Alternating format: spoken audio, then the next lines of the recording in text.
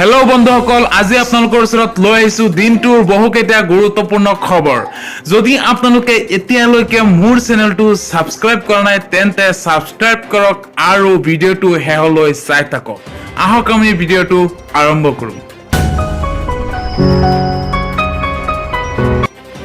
শুক্ৰবাৰে বটদ্ৰৱাৰ চলাপথাৰত সংঘটিত হৈছে এক ভয়ংকৰ পথ দুৰ্ঘটনা।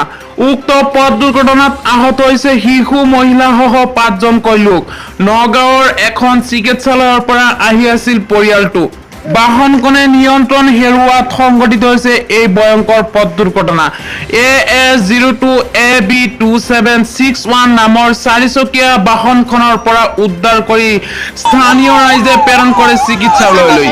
লগে লগে বটদ্ৰৱাৰ আৰক্ষী ঘটনাস্থলীত উপস্থিত হৈ দুৰ্ঘটনাগ্ৰস্ত বাহনখন উদ্ধাৰ কৰিছে।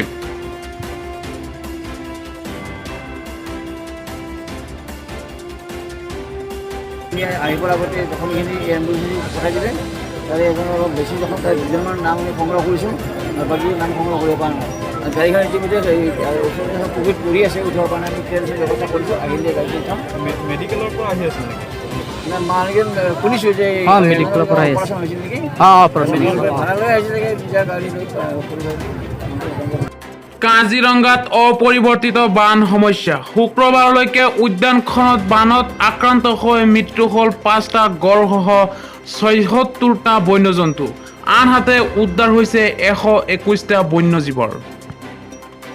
গুৱাহাটী কেন্দ্ৰীয় কাৰাগাৰত ভয়ংকৰ ৰূপত বৃদ্ধি পাইছে মহামাৰী কৰোনা। একেদিনাই 184 কাৰাবন্দীৰ দেশত ধৰা পৰিল কোভিড-19ৰ উপস্থিতি। কৰোনাৰ সংকটৰ মাজতে ৰাজ্যৰ চাকৰি প্ৰাৰ্থীৰ বাবে ভাল খবৰ। ৰাজ্যৰ বহুকেইটা চৰকাৰী বিভাগত খালী হৈছে বহু সংখ্যক পদ। পৰিবহণ বিভাগত 225টাকৈ পদ হৈছে খালী।